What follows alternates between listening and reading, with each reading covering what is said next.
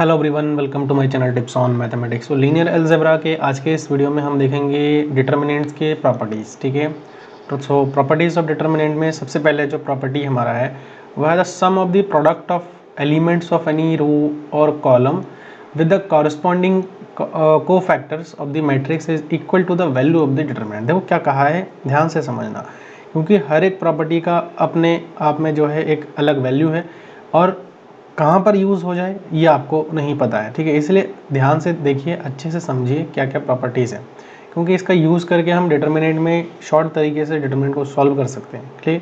Clear. तो देखो यहाँ पे क्या है, this sum of the product of elements of any row. ठीक, किसी भी रो या फिर और उसके साथ में जो उसके उसके कॉरस्पॉन्डिंग कोफैक्टर्स है उसको अगर हम मल्टीप्लाई कर दें और साथ में जोड़ दें, देखो एलिमेंट है एंड देन उसके कोफैक्टर, एलिमेंट है एंड देन उसके कोफैक्टर, एलिमेंट है एंड देन उसके कोफैक्टर।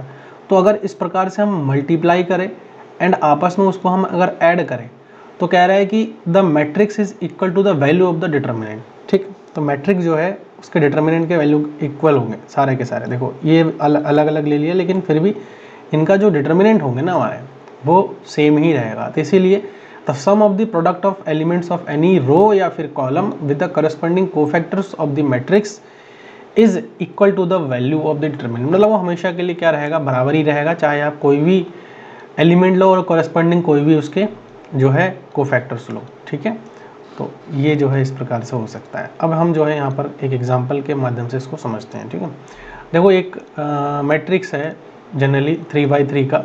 अब compute the determinant using the first row. अब पहला रो का यूज़ करके और उसके करस्पॉन्डिंग हम क्या कर रहे हैं, उसके जो करस्पॉन्डिंग कोफैक्टर्स है उसको हम ले रहे हैं। क्लियर है। तो देखो अगर इस एलिमेंट को ले रहे हैं तो इसके करस्पॉन्डिंग जो हमारे पास कोफैक्टर आएगा वो यही आएगा। क्लियर, यही आएगा, तो इसको हमने लिख दिया। फिर इसके लिए हमारे पास आपको पता है कि ये माइनस होता है। ठीक है, ये 1 1, ये 1 2, ऑड नंबर आ रहा है जोड़ने पर तो ये माइनस का आ जाएगा, तो माइनस का 2। और इसके लिए जो करस्पॉन्डिंग हमारे पास डिटर्मिनेंट आएगा वो ये आ जाएगा। ठीक है, ऐसे ही सिमिलरली तीसरे वाले एलिमेंट के लिए बात करें तो ये 1 3 आ रहा है, मतलब 1 + 3 4 हो जाएगा, तो प्लस हो जाएगा यहाँ पे। तो इसी प्रकार से इसका भी आप जो है कोफैक्टर निकाल सकते हैं। एंड देन आप ऐसे मल्टीप्लाई करोगे तो हालांकि वैल्यू इसमें 0 आ रहा है, तो आप कोई भी रो या कोई भी कॉलम ले लो तो उसके करस्पॉन्डिंग जो भी डिटर्मिनेंट आएगा वो हमारा 0 आएगा, हर किसी के लिए इक्वल ही आएगा। तो ये पहला प्रॉपर्टी था। दूसरा प्रॉपर्टी को देखते हैं। दूसरा प्रॉपर्टी इंटरचेंजिंग प्रॉपर्टी है। Let A be a square matrix and B is obtained by the interchanging any 2 rows और कॉलम्स। ठीक है, देन जो ए का डिटर्मिनेंट होगा तो वो माइनस बी के डिटर्मिनेंट के बराबर हो जाएगा। और ऑल्सो डिटर्मिनेंट ऑफ जो ए होगा वो -1n into determinant of B, where B is the matrix formed by interchanging n rows और n columns of the matrix. कोई भी हमारे पास अगर मैट्रिक्स है उसके करस्पॉन्डिंग कोई भी 2 रो या 2 कॉलम को अगर आपस में हम इंटरचेंज कर दें, ठीक है, तो उस कंडीशन में उसका जो मैट्रिक्स जो डिटर्मिनेंट है मैट्रिक्स का, उसका जो साइन है वो बदल जाता है। बस सिंपल सा यही कहा है इस पूरे इतनी बड़ी कहानी में। ठीक है, तो यहाँ पर एक एग्जांपल हम ले रहे, जैसे एक मैट्रिक्स ए है 2 3, हमने क्या कर दिया, रो 1 रो 2 को आपस में क्या कर दिया, रो 1 को आपस में रो 2 से इंटरचेंज कर दिया। ठीक है, तो हमारे पास जो मैट्रिक्स बना है उसको हमने बी नाम दे दिया। इसका डिटर्मिनेंट हमारे पास -2 आ रहा है। ठीक है, और इसका अगर डिटर्मिनेंट देखें 4 × 12 और 5 × 10 तो +2 आ रहा है। तो देखो आप खुद ही देख सकते हो कि जो हमने अगर आपस में कोई भी रो या कॉलम को अगर इंटरचेंज कर दे, आपस में चेंज कर दे, ठीक है, तो उस कंडीशन में जो डिटर्मिनेंट की जो मैट्रिक्स का जो डिटर्मिनेंट होता है उसमें क्वांटिटी का फ़र्क नहीं आता है, लेकिन साइन का फ़र्क आ जाता है। ठीक है, थर्ड वाला जो एग्जांपल है यहाँ पर देखते हैं। थर्ड वाला एग्जांपल में ये कहा जा रहा है कि the sum of the product of the elements of any row and the cofactor of some other row is 0। तो कभी भी अगर कोई मैट्रिक्स है, उस मैट्रिक्स का, देखो मैं यहाँ पर बता देता हूँ, मान के चलिए कि हमारे पास ये मैट्रिक्स है। ठीक है, A11 A12 A13, ऐसे ही A21 22 23 A31 32 33। ठीक है, ये हमारे पास हो गया। अब इन्होंने ये कहा है कि कोई भी अगर देखो the sum of the product of the element of any row and the cofactor of some other row. तो आप मान के चलो कि मैं ले रहा हूँ यहाँ पे A11 ले रहा हूँ और मैं जो है इस वाले जो दूसरा जो रो है ना इसका कोफैक्टर ले रहा हूँ, तो दूसरे रो का कोफैक्टर A21 हो जाएगा, प्लस ऐसे ही A12 ले रहा हूँ और ऐसे ही A22 ले रहा हूँ। ये जब जो बड़े A लिख रहा हूँ मैं वो सारे के सारे कोफैक्टर्स हैं, ऐसे ही प्लस A13 इंटू A23। तो जब भी ऐसा हम करेंगे तो डिटर्मिनेंट हमारा जो है उस कंडीशन में क्या हो जाएगा, उसका 0 हो जाएगा। क्लियर, 0 हो जाएगा। चाहे आप कोई भी ले लो, कोई भी, मैंने पहला रो लिया है एंड देन दूसरे का जो है कोफैक्टर से मल्टीप्लाई करके जोड़ा है। आप चाहे पहला रो ले लो, तीसरे का कोफैक्टर से मल्टीप्लाई करके जोड़ो। सिमिलरली कॉलम से भी आप कर सकते हो। तो यहाँ पर आप देख सकते हो ये चीज़। तो यहाँ पे आप चाहो तो इसको 1 कर लेना, यहाँ पर आप 1 कर लेना, यहाँ पर भी आप 1 कर लेना, ठीक है, जैसे मैंने यहाँ पर लिखा है। तो इस प्रकार से भी आप इसको कर सकते हैं। एग्जाम्पल देख लेते हैं, क्लियर हो जाएगा थोड़ा सा। एक हमारे पास मैट्रिक्स दिया हुआ है और इस मैट्रिक्स को हम क्या कर रहे हैं, देखो सबसे पहले तो हम रो 2 का जो है क्या कर रहे हैं, इस अकॉर्डिंग कर रहे हैं, ठीक है। रो 2 का हमने क्या कर लिया है, कोफैक्टर कैलकुलेट कर लिया है। तो 2 1 2 2 2 3, तो इसका जो हमारे पास कोफैक्टर्स आ रहे हैं वो ये आ रहा है। आपको पता ही होगा कोफैक्टर मैंने ऑलरेडी बता रखा है प्रीवियस लेक्चर में, माइनर एंड कोफैक्टर, ठीक है। तो उसको आप कर लीजिएगा, देख लीजिएगा, ताकि आपको कोफैक्टर और माइनर के बारे में अगर बिल्कुल नहीं पता है तो आपको समझ में आ जाए, ठीक है। देन सम हम वेरीफाई करेंगे। पहला रो हमारे पास एलिमेंट क्या है, 1 है, 2 है, देन 3 है। तो 1 और उसके करस्पॉन्डिंग दूसरे रो का पहला एलिमेंट का कोफैक्टर, देन दूसरा 2, फिर दूसरे रो का दूसरा कोफैक्टर, ठीक है। ऐसे 3 इंटू दूसरे रो का तीसरा कोफैक्टर, ठीक है। तो इस प्रकार से जो है कंप्यूट करेंगे तो देखो हमारे पास क्या आ रहा है, ये 0 आ रहा है, ठीक। तो हमेशा के लिए इस प्रकार से अगर हम देखें तो वो हमारा 0 ही हो जाएगा। नेक्स्ट बात करते हैं, लेट ए बी या ट्रायंगुलर मैट्रिक्स, अपर या फिर लोअर हो सकता है। आपको पता है ना, अपर लोअर ट्रायंगुलर मैट्रिक्स मैंने आपको बता रखा है। देन जो डिटर्मिनेंट ऑफ ए होगा तो प्रोडक्ट ऑफ डायगोनल एलिमेंट्स होंगे, ठीक है। तो कभी भी ये देखो, ये हमारे पास एक लोअर ट्रायंगुलर आ रहा है क्योंकि नीचे से ट्रायंगल हमारा इस प्रकार से बन रहा है। तो यहाँ पे जो है आप इसके जो डिटर्मिनेंट होंगे ना, इस मैट्रिक्स का जो डिटर्मिनेंट होगा इसके सारे के सारे डायगोनल एलिमेंट्स के जो है प्रोडक्ट के बराबर होगा, ठीक है। इसके जो डायगोनल एलिमेंट है उनके प्रोडक्ट के क्या हो जाएंगे, बराबर हो जाएंगे। तो 1 2 3 8 6 हो जाएगा, ठीक है। नेक्स्ट जो प्रॉपर्टी है वो ये कहा जा रहा है कि अगर कोई भी हमारे पास मैट्रिक्स है और उसका ट्रांसपोज जो है उसके डिटर्मिनेंट के बराबर हो। कहने का मतलब ये है कि अगर कोई भी मैट्रिक्स है उसको उसके जितने भी रोज़ है उसको कॉलम में बदल दे और कॉलम्स को रोज़ में बदल दे, तो उस कंडीशन में जो डिटर्मिनेंट होता है उस मैट्रिक्स का वो बिल्कुल अनचेंज्ड होता है, ठीक है।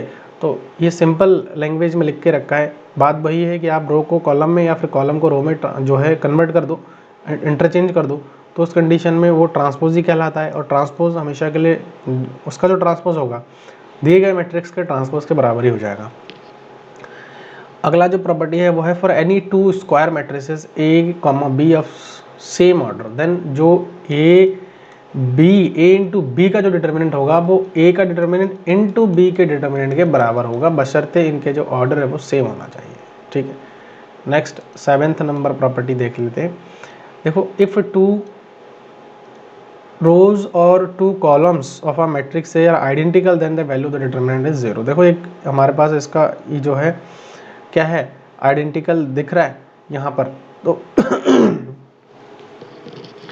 तो यहाँ से जो है हम क्या कर सकते हैं, सॉरी यहाँ पर देखो ये जो R1 है और जो हमारे पास R2 है वो हमारा क्या है, बराबर है, आइडेंटिकल है, ठीक है। R1 is equal to R2 है, आइडेंटिकल है। देन हम बिना सोचे समझे हम ये कह सकते हैं कि जो डिटर्मिनेंट होगा वैल्यू 0 के बराबर हो जाएगा, ठीक है। आसान है ना। नेक्स्ट प्रॉपर्टी है इफ़ एनी रो और column of the matrix is 0। देखो कोई भी मैट्रिक्स है उसका अगर रो और कोई भी रो या फिर कोई भी कॉलम अगर हमारा टोटली 0 हुआ तो उस कंडीशन में उसका डिटर्मिनेंट 0 होगा। आइडेंटिटी मैट्रिक्स का जो डिटर्मिनेंट होता है वो प्लस माइनस का 1 होता है। रीज़न क्या है, रीज़न यही है, आइडेंटिटी मैट्रिक्स जो है देखो कैसा बनता है। आइडेंटिटी मैट्रिक्स आप कोई भी ऑर्डर का आइडेंटिटी मैट्रिक्स ले लो, ठीक है, 1 0 0 है ना, अप टू 0 ले लो, फिर 0 1 0 अप टू 0, ऐसे ही। अब आइडेंटिटी मैट्रिक्स में आपको पता है ना, ये सारे के सारे 1 होंगे और नीचे ये सारे के सारे हमारे 0 ही होंगे, सबके सब, चाहे आप कोई भी ऑर्डर का मैट्रिक्स ले लो। तो आइडेंटिटी मैट्रिक्स भी आपको पता ही है ना कि एक प्रकार का डायगोनल मैट्रिक्स है। और डायगोनल मैट्रिक्स अगर है तो यहाँ पर भी मैंने जस्ट आपको एक डायगोनल मैट्रिक्स का बताया था, ठीक है। अच्छा, उसका प्रॉपर्टी मैं आपको बताऊँगा अभी। जितने भी डायगोनल मैट्रिक्स होंगे उनकी जो डिटर्मिनेंट हमें निकालनी है, तो उसके जो डायगोनल एलिमेंट्स होंगे ना, उसके सारे के सारे प्रोडक्ट के बराबर हो जाएंगे। तो यहाँ पर आइडेंटिटी मैट्रिक्स है, अब आपको पता है 1 into 1 into 1 into 1 up to 1 into 1 अगर मैं करूँगा तो 1 ही हो जाएगा हमारा, ठीक है ना। तो इसी प्रकार से हम कह सकते हैं कि जो आइडेंटिटी मैट्रिक्स है उसका जो डिटर्मिनेंट होता है वो हमेशा के लिए किसके बराबर होता है, 1 के बराबर होता है, ठीक है। नेक्स्ट प्रॉपर्टी नंबर 10 वही प्रॉपर्टी है जो अभी मैं आपको बताने वाला था। इसमें ये कहा जा रहा है कि if A is equal diagonal of A1 A2 A3 then determinant जो क्या हो जाएगा, इन सबके डिटर्मिनेंट के जो है मल्टीप्लाई हो जाएगा, डायगोनल एलिमेंट्स के मल्टीप्लाई के बराबर हो जाएगा, ठीक है। If all the elements of one row या फिर किसी column of determinant are multiplied by some number k, then the value of the determinant k times the value of the determinant हो जाएगा। देखो कोई अगर डिटर्मिनेंट हमारे पास है और उसके कोई भी रो या कोई भी कॉलम को अगर हमने किसी पर्टिकुलर नंबर से या के नंबर से हमने मल्टीप्लाई कर दिया, तो जो डिटर्मिनेंट की जो वैल्यू हो जाएगी वो के से मल्टीप्लाइड हो जाएगा, ठीक है। यही इसमें कहा है कि if all the elements of one row और column of a determinant are multiplied by some k, ठीक है, then the value of the determinant is k time the value of the determinant हो जाएगा, ठीक है। तो यही चीज़ इसमें कहा है। 12वां नंबर जो प्रॉपर्टी है, a square A is a square matrix of order n, then k into n का जो डिटर्मिनेंट हो जाएगा के की power n determinant of A हो जाएगा, ठीक है, जितने भी ऑर्डर का हो जाएगा। यहाँ पर इसका वैसे मैंने पहले भी आपको एक बार बता रखा है। 13 number property, the determinant of any odd order skew symmetric matrix is always the 0। 14, if in a matrix elements in one row or column is the sum of the other two rows or column, then the determinant of matrix can be written as the sum of two determinant of same order, ठीक है। देखो यहाँ पर एक हमारे पास determinant है, इसका a है, जैसे x प्लस बीटा है ना, तो हम क्या कर सकते हैं, सबसे पहले तो इसको अलग से लिख सकते हैं, देन फिर वापस में हम इसके साथ प्लस करके अलग से लिख सकते हैं, जो कि यहाँ पर आप देख सकते हो करके रखा है, तो बात वही आएगी, कोई फर्क नहीं पड़ेगा, ठीक है।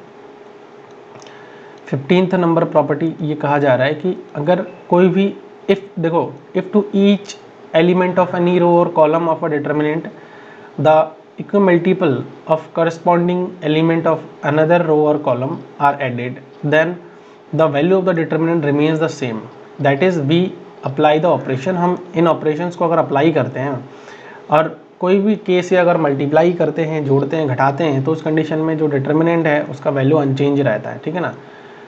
यही इसमें कहा है, रिमेन्स द सेम रहता है, चेंज नहीं होता है। तो ये एग्जांपल के हेल्प से आप यहाँ पर समझ सकते हो, ठीक है।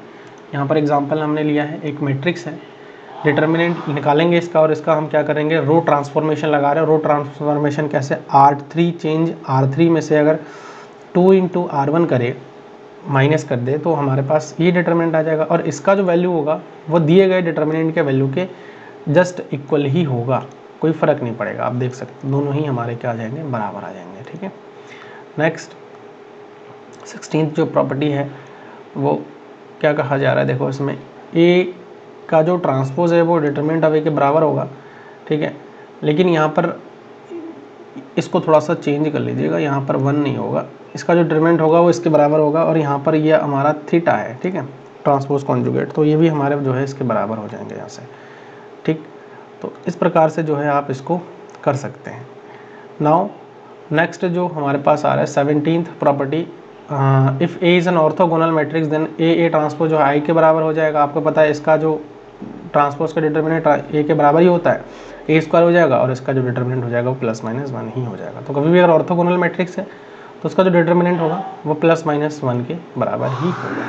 तो आज का जो वीडियो था इसमें हम इतना ही डिस्कशन करेंगे और 17 प्रॉपर्टीज़ हमने आज देखा है जो कि डिटर्मिनेंट से संबंधित है, ठीक है। और वीडियो कैसा लगा आप लोग कमेंट के माध्यम से मुझे ज़रूर बताएं और सही लगे तो उसको आप लोग लाइक करिए, चैनल पर नए तो उसको आप लोग सब्सक्राइब ज़रूर करिएगा, ठीक है। और चैनल मेरा अगर हेल्पफुल लगता है आपको तो अपने दोस्तों के साथ इसको शेयर भी कर सकते हैं, ठीक है। मिलते हैं नेक्स्ट वीडियो में, थैंक यू सो मच।